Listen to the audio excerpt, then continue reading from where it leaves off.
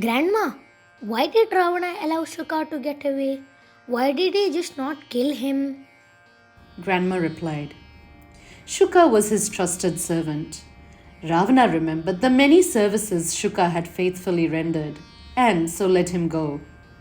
The minute he was sent away, Shuka returned to his former home. Unni, let me tell you the story of Shuka before he became Ravana's servant. He was not really a rakshasa, but a good Brahmin. He lived in the forest with his wife, performing many yajnas for the prosperity of the world and the destruction of evil. In those days, there was a rakshasa named Vajradramshra, who was an important leader of the demons. He was looking for an opportunity to harm Shuka. One day, Sage Agastya visited the hermitage of Shuka, who invited him to stay for lunch. While Agastya went to take a bath, the wicked Vajradramshra assumed the form of Agastya and came to Shuka and asked him to cook meat for his lunch. Shuka became extremely confused and refused to do this. Remember, Unni, in those days, the sages and Brahmins would not consume meat. It was considered a sin to serve meat to such saints as well. So Shuka had good reason to be confused.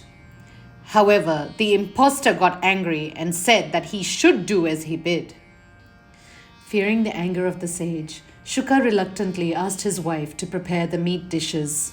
Later, when the real Agastya sat down for lunch, Shuka's wife served meat to him. Seeing flesh on his leaf, Sage Agastya cursed Shuka. "O cruel Brahmin! You tried to feed me non-vegetarian food! I curse you to become a flesh-eating rakshasa." When he heard Sage Agastya's curse, Shuka became agitated. He said, "O great sage, it was you who had ordered me to serve you meat.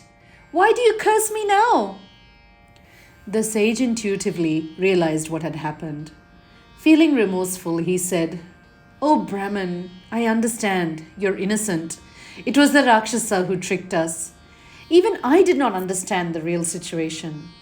However, it's unfortunate that my curse always works. Therefore, let me give you an auspicious means by which the curse can be lifted.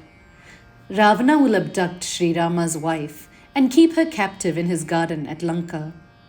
You will be in Lanka at that time, serving Ravana with utmost sincerity. When Ramachandra comes prepared for war, Ravana will send you as his messenger to Rama. You will come back to Ravana, advise him to abandon his wicked ways, and then get sent away. Once you do this, the curse will be lifted, and you will regain your former form."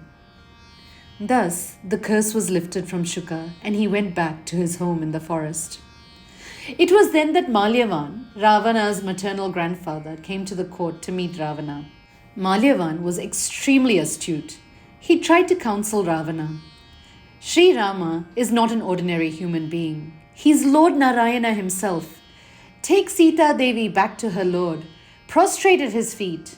Ever since you stole Sita and brought her here, Lanka has seen so many omens foretelling doom. Don't become the cause of destruction for our race. Even though you have a cruel mind, if you sincerely worship Lord Rama, your mind will become clean and pure. Obey my words." Ravana was not at all willing to listen to Malyavan's words. He said, "Grandpa, why do you praise Rama so highly? Why do you fear him? He is a fool who thinks that he can defeat me with an army of monkeys. Do not repeat these words of yours or try to advise me on this matter. I don't like it. Please, go back home." Accompanied by his ministers, Ravana climbed up to the top of his palace and looked out. Sitting there, he saw the army of monkeys on one side of Rama. He realized that they were formidable opponents, both in size and strength. From afar, Sri Rama could also see Ravana standing like a mountain with crowns glittering on his 10 heads. Hearing the story, Unni asked, Grandma, this seems really unfair. How could Shuka be blamed for the situation? He could not have known that the Rakshasa had disguised himself as his wife. Responding to this earnest question, Grandma said, Unni, Shuka was a sincere spiritual seeker. However, despite his best efforts, he had not attained liberation or a vision of the Lord. If you see, the situation was actually a blessing in disguise. The sorrow of becoming a rakshasa for a time did affect him. However, it was through the sage's curse that he eventually attained a vision of Lord Rama. Amma says, sorrows and hardships will definitely come into our lives. However, they often serve to make us stronger.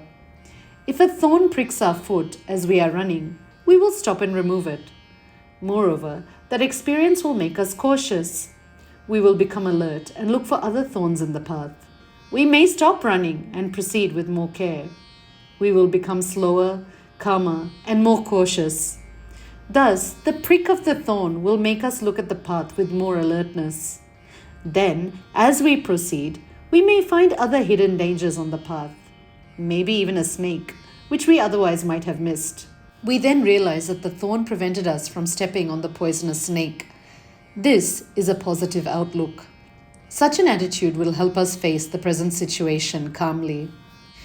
Thus, Unni, the situation seemed rather unfair, but it eventually led Shuka to the goal of liberation. Similarly, in life, we may encounter situations that seem unfair. However, if we are optimistic and see our sorrows as a blessing, it'll help us to grow spiritually and get closer to God. May we all be blessed with this kind of optimistic faith.